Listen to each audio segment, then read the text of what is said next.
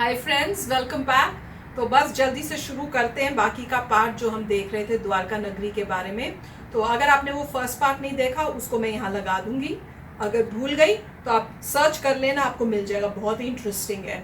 तो फ्रेंड्स ज़्यादा नहीं बोलेंगे, पर यस, अगर आप हमारे इस चैनल पर नए हो और आपने अभी तक सब्सक्राइब नहीं किया है तो पहले जल्दी से सब्सक्राइब के बटन को क्लिक कर लो, बेल आइकन को हिट कर लो, ताकि आपको हमारे सारे न्यू वीडियोस जैसे हम अपलोड करें उनके नोटिफिकेशन मिल जाए। और वीडियो देखने के बाद अगर अच्छा लगे तो कर देना लाइक और शेयर करना ये वीडियो अपने फ्रेंड्स और फैमिली के साथ। सच्ची में फ्रेंड्स, बहुत ही कमाल का वीडियो है। तो चलो स्टार्ट करते हैं जल्दी से और देखते हैं बाकी का पार्ट। आस्था को प्रमाण की आवश्यकता कभी नहीं रही, लेकिन शायद ये प्रमाण खुद श्री कृष्ण देना चाहते हैं और इसीलिए एक एक कर ये सारी चीजें दुनिया के सामने आती ही रहती हैं। बताया जाता है कि श्री कृष्ण ने यहाँ पर 36 साल तक शासन किया था, लेकिन क्या हुआ उनके बाद ये जानना भी दिलचस्प है।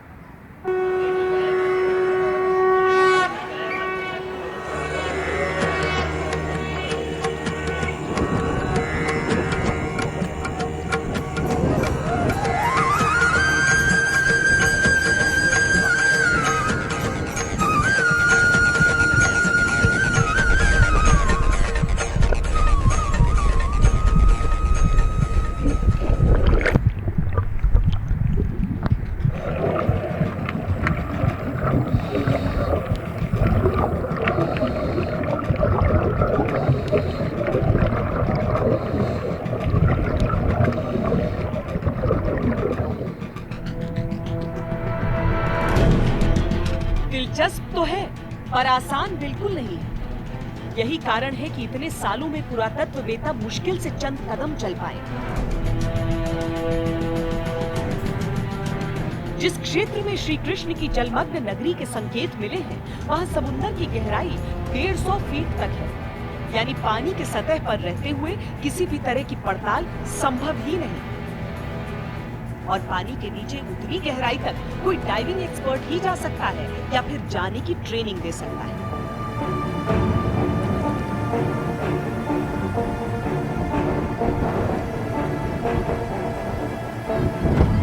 हमें बताया गया कि शांति भाई बम्बानिया यहाँ कुछ दशकों से स्कूबा डाइविंग का प्रशिक्षण देते हैं। यहाँ तक कि समय समय पर आने वाली शोध टीमों को भी सपोर्ट करते रहे। 80s में पहली बार जाकर देखा गया कि कुछ ऐसे पत्थर हैं, ऐसे अवशेष हैं जिससे लगा कि वो द्वारका नगरी हो सकती है, उसका महल का हिस्सा हो सकता है। जिसके बाद बहुत मरीन आर्कियोलॉजिस्ट ने इसके बारे में रिसर्च करना स्टार्ट किया। आप जब नीचे जाते हैं तो आप क्या देख पाए हैं? पहली बात तो ये कि वो 1988 में जी। और सबसे पहले यहाँ वो ओशियोनोग्राफी गोवा से लोग आए under the leadership of mister S R. Rao. Now is no more, but he started first and then he explore and they found the remains of ancient Dwarka. कितना नीचे जाना पड़ता है? It is not much, you can say nearly between 60 to 80 feet. 60 to 80 feet नीचे जाने पे दिखता है ऐसा कुछ की अवशेष? Yes, yes. Remains are there still underwater. कोई नगरी हो ऐसे सारे remains है पहले का। यहाँ means Krishna lived there in some place. कभी कृष्ण रहते थे वहाँ पर? वहाँ रहते थे। तो लोगों की दिलचस्पी बढ़ी है देखने में, लोग आते हैं इस As I have been, मैं कर रहा हूँ ये 10 साल से, तो बहुत सारे इंक्वायरीज आते हैं, मगर लोगों को हम नहीं ले जा सकते हैं क्योंकि एक तो वो अभी it is entirely control by the archaeology department of India and research is not, वो रिसर्च अभी ख़त्म नहीं हुआ। तो वो रिसर्च खत्म होने के बाद गवर्नमेंट ऑफ इंडिया डिसाइड करेगी कैसे वो करना है लोगों के लिए, लोगों के लिए कैसे। अभी वैसे वो गवर्नमेंट होल्डिंग है ऑल दिस, तो लोगों को नहीं ले जा सकते। बहुत सारे इंक्वायरीज फॉरेन से भी आते हैं, मगर simply I say them no because I can not take them. I know what is where but this I can I to tell. आपने जो देखा है वो जानना चाहेंगे आपसे। आपने जो देखा है वो वहाँ एक वॉल अभी दिख रहा है बहुत चौड़ा, जैसे कि पुराने ज़माने में कैसल हुआ करते थे टाउन के इर्द गिर्द, तो वैसे बहुत चौड़ा वॉल दिख रहा है वहाँ और भी रिमेन है, और वो पूरा स्केटर्ड है बहुत सारे एरिया में। हाँ, तो मतलब उनके लिए क्वालिफाइड स्कूबा डाइवर होना चाहिए तभी जा सकते हैं। शांति भाई पहले तो हमें डाइविंग के लिए ले जाने से कतराते रहे, लेकिन लंबी बातचीत के बाद आखिरकार वो प्रशिक्षण देने के लिए तैयार हो ही गए। प्रशिक्षण के तहत पहले मुझे इस नली के जरिए सांस लेने की प्रैक्टिस करनी थी। नाक को ढककर पानी के नीचे इसके जरिए मुंह से सांस लेना था। इसे स्नॉर्कलिंग कहते हैं। करीब आधे घंटे तक लगातार ऐसा करने के बाद हम अगले पड़ाव की ओर बढ़े। दूसरा पड़ाव ठीक द्वारकाधीश मंदिर के सामने का हिस्सा था। यहाँ की गहराई बमुश्किल 20 फीट रही होगी। सांस लेने के लिए अभी भी उस नली का ही सहारा लेना था, यानी स्नॉर्कलिंग के जरिए ही ये करना था। पानी के नीचे भक्तों द्वारा विसर्जित कलश नजर आ रहे थे। झुंड में तैरती मछलियां दिख रही थी। ये नजारा अपने आप में अद्भुत था, लेकिन ये वो तस्वीर नहीं थी जिसके लिए हम कोशिश कर रहे थे। तो अब शुरुआती तैयारी के बाद, शुरुआती ट्रेनिंग के बाद हम जा रहे हैं उस ओर जहां पर अब समुद्र में थोड़ी सी और गहराई में उतरेंगे, जिसके बाद आगे फिर हम अगले हिस्से की तरफ पहुंचेंगे। हाँ मैडम, नाउ आपने ये सीख लिया स्नॉर्कलिंग, आप ऑलमोस्ट रेडी हैं अंदर जाने के लिए। फिर भी आपको थोड़ा प्रैक्टिस कराएंगे हम स्नॉर्कलिंग का। थोड़ा फीस दिखेंगे, आप वाटर को यूज्ड टू हो जाओ। बाद में हम आपको अंडर वाटर ले जाएंगे और हमारा ड्राइवर आपके साथ रहेगा। You are very much safe, so don't worry.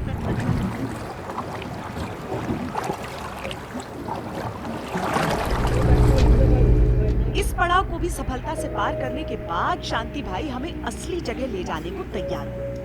ये इलाका तट से काफी आगे की ओर था और यहाँ की शुरुआती गहराई थी 50 से 70 फीट के बीच। निकलना नहीं चाहिए एक बार। इतनी गहराई में पानी का प्रेशर इतना अधिक होता है कि कानों में दबाव के कारण तेज दर्द होता है। अब सांस की नली की जगह पीठ पर ऑक्सीजन टैंक लादना था। इस भारी भरकम टैंक में 1 घंटे का ऑक्सीजन उपलब्ध होता है। हालांकि यहाँ भी सांसें नाक से नहीं, मुंह से लेनी होती है। कमर पर एक बेल्ट बांधा जाता है जिसमें लोहे का वजन डाला जाता है ताकि शरीर पत्थर की तरह नीचे की ओर जाए। नियम है कि डाइविंग के लिए कोई अकेले नहीं जाता। मेरे साथ भी एक प्रशिक्षित डाइवर पानी में उतर गए।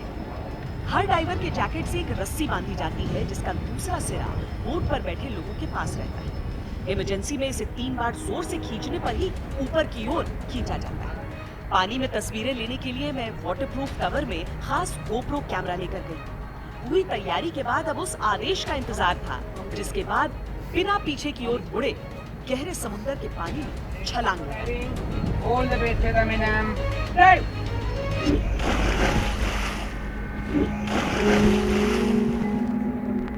जैसे जैसे शरीर नीचे की ओर जा रहा था, कान की परतों पर दबाव हद से अधिक बढ़ता जा रहा था। अपने ही सांस के बुलबुले कुछ देख पाना मुश्किल कर रहे थे, लेकिन श्री कृष्ण की उस अलौकिक नगरी को देखने की उत्सुकता हर दर्द पर हावी थी। लोहे के वजन के कारण भारी शरीर जब समुद्र तल पर जाकर टिका तो आसपास अविश्वसनीय दृश्य था।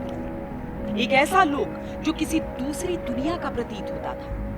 रंग बिरंगी मछलियां छू छू कर निकल रही थी, लेकिन हमारी नजरें तो उन दीवारों को ढूंढ रही थी जहां कभी श्री कृष्ण का वास था। समुद्री पौधों की परतों से तल ढका हुआ था, इसीलिए शुरुआत में ये एहसास ही नहीं हुआ कि वहां क्या है। लेकिन जब उन पौधों के नीचे झांकते पत्थरों को ध्यान से देखा तो लगा वो प्राकृतिक नहीं बल्कि मानव निर्मित ढांचे का हिस्सा।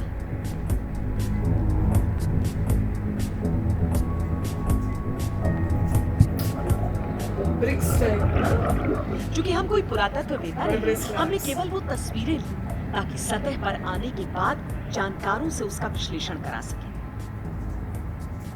सतह पर तैरती नाव से बहुत दूर तक जाना सही नहीं था, लिहाजा लगभग 100 मीटर की गोलाई में ही हम अपनी पड़ताल करते रहे। लगभग आधे घंटे का समय पानी के नीचे बिताने के बाद उस दायरे की पूरी तस्वीर तो देख ली, लेकिन सही कहें तो मन नहीं भरा। पृथ्वी की परतों के तले समुद्र के तह में ये एक ऐसा तिलस्मी लोक था जहां सदियों सदियों पूर्व न जाने कैसी जादुई सत्ता रही होगी। आंखों के सामने देवलोक की वो अकल्पनीय तस्वीर तैर गई, पर अब असली दुनिया में जाने की बारी थी। मैंने रस्सी को पूरा जोर लगाकर खींचा और ऊपर की ओर तैर गई।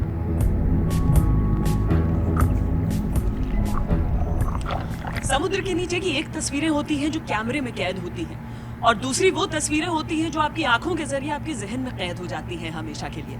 जब आप पानी के नीचे जाते हैं, या यूं कहूं कि जब मैं पानी के भीतर गई, तो शुरुआत में तो कुछ देर आपके कानों पर इतना ज्यादा दबाव रहता है कि आपको कुछ समझ पाना मुश्किल होता है, लेकिन चूंकि आप एक प्रशिक्षक के साथ रहते हैं, इसीलिए उस आत्मविश्वास के साथ नीचे जाइए। और जब एक एक चीजें खुलकर सामने दिखने लगती हैं, जब उन मछलियों के साथ, उस रेत के साथ, उस रेत के पीछे का जो समय है वो आपकी आंखों के सामने घूमने लगता है, तब आपको लगता है कितना भी समय यहाँ इस समुद्र के नीचे, समुद्र के पानी के साथ बिता लें, आपको कम ही लगेगा, क्योंकि वो पूरा वक्त, वो सदियां आप एक एक कर समेटते जाते हैं अपने साथ।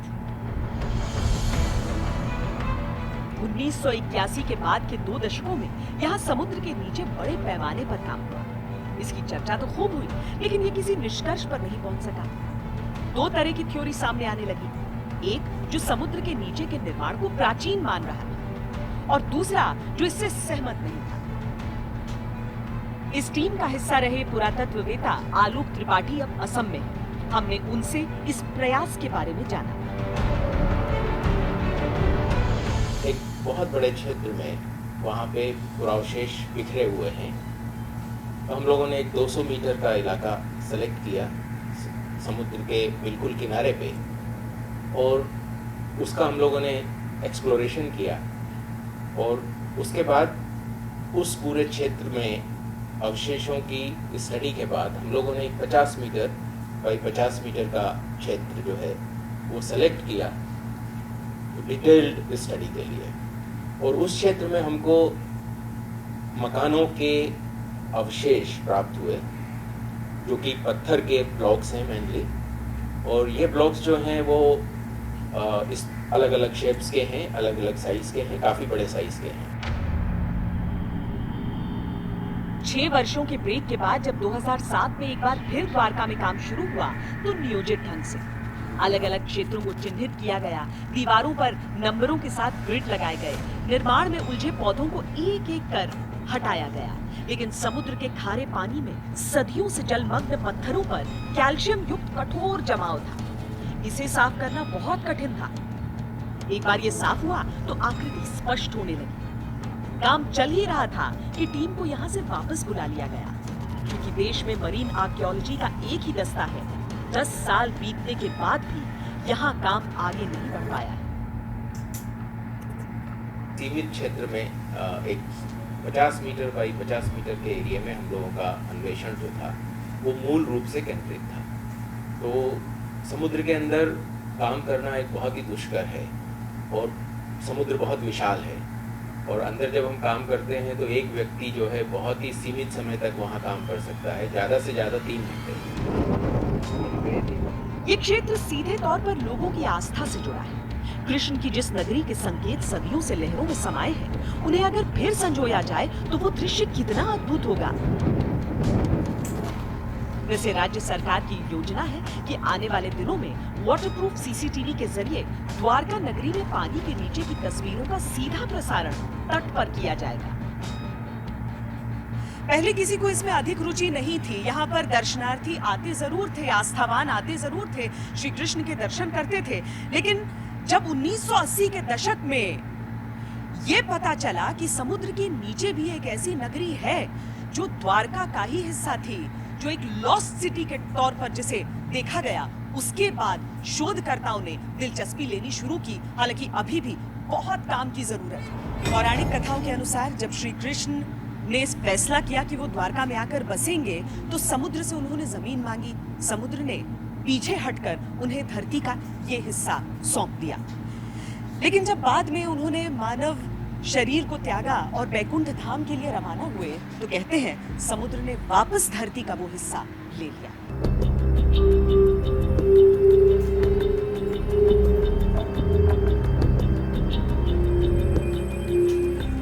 प्राचीन काल में कई द्वारों का शहर होने के कारण इस स्थान को द्वारका कहा जाता था। शहर के चारों ओर सैकड़ों मीटर लंबी दीवारें थीं, जिनमें कई द्वार थे।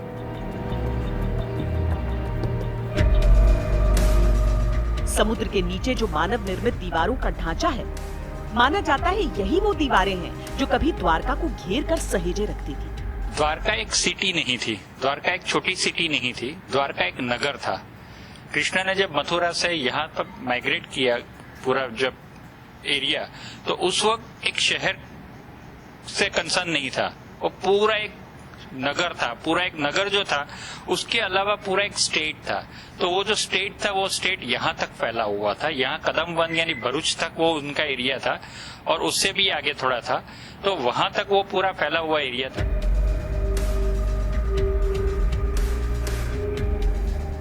लेकिन केवल समुद्र के नीचे दिखने वाला निर्माण ही अद्भुत नहीं है।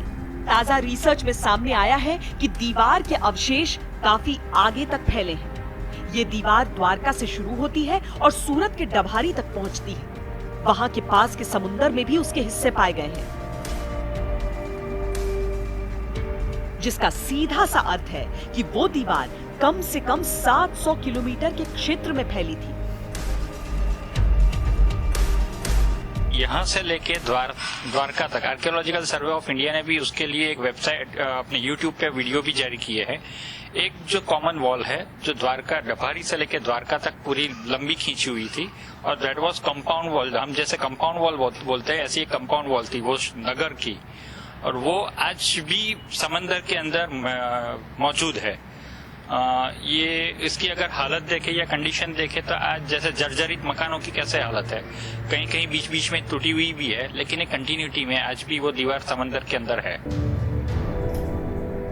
इस रिसर्च से इतना कहा जा सकता है कि द्वारका एक छोटा शहर नहीं था, बल्कि एक संपूर्ण विस्तृत राज्य था, जिसके राजा श्री कृष्ण थे। कृष्ण जीवन का सार सिखाते हैं, व्यर्थ की चिंता, व्यर्थ के डर से मुक्त करते हैं, भविष्य की जगह वर्तमान में जीने का पाठ पढ़ाते हैं, कर्म का सबसे बड़ा मर्म समझाते हैं। पर आज श्री कृष्ण की निशानियों के साक्षात दर्शन के लिए आवश्यक हो चला है कि समुद्र का मंथन एक बार और हो, जो काम शुरू किया गया है उसे निष्कर्ष पर पहुंचाया जाए। जब ईश्वर की बनाई दुनिया इतनी अद्भुत है, तो उनका अपना साम्राज्य अद्भुत क्यों नहीं होगा?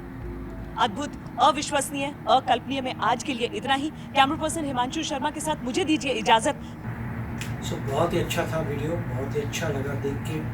इन्होंने काफ़ी अच्छा एक्सप्लोर किया, स्कूबा डाइविंग की है, और जो कह रहे हैं 70 फीट तो ज़्यादा नहीं होता। अगर आप देखें तो 70 फीट ज़्यादा नहीं है, मगर यही इसलिए कह रहे हैं कि वो एज था, वहाँ से जो है नगरी शुरू होती थी, इसलिए सी के पास जो है ओशन के पास जो है नगरी जो थी 70 फीट आप जाएं नीचे तो आपको नज़र आती है।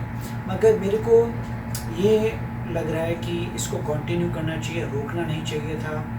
जो भी बोल रहे हैं कि मरीन आर्कियोलॉजिस्ट थे, उनको बुलाना चाहिए, उनको फंडिंग मिलनी चाहिए। ऑफ कोर्स मुझे पता नहीं है क्यों रोका गया। जैसे वो बोल रहे हैं कि 2 स्टडी हुई थी, एक स्टडी ने कहा था कि वाकई ये है, और दूसरी स्टडी ने शायद नहीं माना होगा, तो उसके बाद शायद कुछ पॉज किया हो। मगर मेरे को लगता है कि और स्टडी करनी चाहिए, और 70 फीट तो ज़्यादा डेप्थ नहीं होती, और मगर इन्होंने बहुत ही अच्छे तरीके से दिखाया जो टेंपल है वहाँ पर, और जो उसके झंडे को बदला जाता है, और लोगों की कितनी आस्था है। और बीच में उन्होंने काफ़ी भगवद गीता के कॉन्सेप्ट्स दिखाए, और दिखाया कि भगवान की नगरी कितनी बड़ी थी। तो ये बहुत ही अच्छी बात है। जैसे 4 धाम में से कह रहे हैं, ये भी एक धाम है, तो डेफिनेटली अगर हमें मौका मिलेगा तो हम जाएंगे यहाँ पे, कि हम तो भगवान कृष्ण के फ़ैन हैं, तो डेफिनेटली जाएंगे और देख के आएंगे। और यही हमारी होप रहेगी कि बाद में गवर्नमेंट और फंडिंग लाए और अच्छी रिसर्च करे और डीपर जाए ढूंढने के लिए, क्योंकि 70 फीट तो ज़्यादा नहीं होता, और नीचे जाए। मगर ये बड़ी अच्छी बात लगी कि ये पूरा का पूरा नगर था, और जो बोल रहे हैं 700 किलोमीटर की वहाँ पे एक कंपाउंड वॉल थी, वो बहुत बड़ी बात है। 700 किलोमीटर तो बहुत बड़ी चीज़ है। तो वही जो है, ये तो मतलब लग रहा है कि बहुत एरिया जो था सबमर्ज हो गया है, और डेफिनेटली ज़्यादा इस पे रिसर्च होनी चाहिए। मगर देख के बहुत अच्छा लगा, बहुत खुशी हुई और हमारी यही होप है कि बाद में जैसे टेक्नोलॉजी बढ़ती है, जैसे फंडिंग आती है, उसको अच्छी तरह से एक्सप्लोर किया जाए। और बोल भी रहे थे CCTV वाटरप्रूफ वहाँ रखे जाएंगे और उससे भी फ़र्क पड़ेगा, उससे भी लोगों को थोड़ी अवेयरनेस आएगी। मगर बहुत अच्छी बात है कि जो बातें हमारे शास्त्रों में लिखी हैं, जो सीक्रेट टेक्स्ट में लिखी हैं, वो सही हो रही हैं कि उस समय कोई डायनेस्टी थी, उस समय लोग थे जिसको आज हम भगवान मानते हैं, इतने पावरफुल मतलब लिविंग बींग्स थे जिन्होंने शायद हमें बनाया है और इतना सब कुछ किया है, और हो सकता है वो क्रिएटर हैं पूरी यूनिवर्स के। तो बहुत अच्छी बात है कि जो लोग बिलीव नहीं करते उनके लिए भी अब प्रूफ हो जाएगा कि देखिए यहाँ पे आपको सीधा प्रूफ नज़र आ रहा है। यस फ्रेंड्स, तो बहुत ही अच्छा वीडियो था। मैं तो ये सोच रही हूँ कि कितनी लकी थी कि इनको मौका मिला अंदर जाने का। हमने भी स्कूबा डाइविंग की हुई है, पर मैं बताऊँ फ्रेंड्स इतनी आसान नहीं होती है। और ख़ासकर अगर आपको डर लगता हो मेरी तरह कि भाई कोई मछली ना काट ले, तो काफ़ी डर लगेगा, क्योंकि इतनी मछलियाँ होती हैं वहाँ पर अंदर जाओ और आप देखो ना, बहुत ब्यूटीफुल होता है। पर क्या पता कोई मछली काट भी सकती है, राइट? मुझे नहीं पता, मेरे को तो यही डर लगा रहता है। नॉर्मली स्कूबा डाइविंग में जो छोटी छोटी मछलियाँ आती है वो काटते वाटते कुछ। अच्छा, बड़ी मछलियाँ काटती होंगी। हाँ, मतलब जो मछली जो काटती है मोस्ट इम्पोर्टेंट तो वो शार्क है। नहीं, मैं तो छोटी वालों की भी बात कर रही थी कि बाइट तो कर ही सकती हैं, कि सोच ले हम खाना है और कोई काट ले, बाइट कर ले। पर एनीवे ये वीडियो तो बहुत अच्छा था, जिस तरह से उन्होंने इतनी डेप्थ में जाके हर एक चीज़ बताई। और एक मुझे बस यही है कि जल्दी से इस की जो रिसर्च है उसको कंटिन्यू किया जाए। हमारे पास इतने सारे टैलेंटेड लोग हैं, डेफिनेटली मतलब मेरीन में भी लोगों को उस डिपार्टमेंट में भी जाना चाहिए, ताकि इतने लोगों की रिसर्च आराम से होगी। वो कह रहे सिर्फ एक ही डिपार्टमेंट था और उसको बुला लिया वापस, तो इतना छोटा डिपार्टमेंट तो नहीं होना चाहिए इंडिया का, काफ़ी बड़ा होना चाहिए मेरे हिसाब से तो। और ये तो बहुत ही मतलब हाई प्रायोरिटी में आना चाहिए कि इसको जल्दी से पहले स्टडी करें और इसके बारे में बताएं। तो मैं तो यही होप कर रही हूँ कि जल्दी से ये काम जो है वो फिर से शुरू होए और बहुत इन डेप्थ काम होए, ताकि हमें सारा डेप्थ में डिटेल में इसके बारे में पता चले। मैं तो बहुत एक्साइटेड हूँ और वेट कर रही हूँ। मुझे तो इसमें भी लग रहा था शायद कुछ ज़्यादा बताएंगे, पर वही है, हर वीडियो में जो है वो ज़्यादा डिटेल्स नहीं दिखा पाते, वही मिनिमम दिखाते हैं, वॉल्स के थोड़े स्ट्रक्चर्स दिखा देते हैं। पर मैं उस दिन की वेट कर रही हूँ कि पूरा डिटेल में डेप्थ में बता सकें एग्जैक्टली कहाँ पे क्या है और क्या क्या हो रहा है। पर बहुत अच्छा वीडियो था फ्रेंड्स, तो आशा करते हैं आपको भी अच्छा लगा होगा हमारे साथ देखने में। तो चलो चलते हैं, मिलेंगे नेक्स्ट वीडियो में जल्दी। Till then take care and bye bye. तो अगर आप मेरे इस चैनल पे नए हो तो जल्दी से सब्सक्राइब के बटन को हिट करो और बेल आइकन को क्लिक करो, ताकि आपको मेरा जब नया वीडियो मैं लगाऊं आपको उसके बारे में जल्दी से पता चल जाए।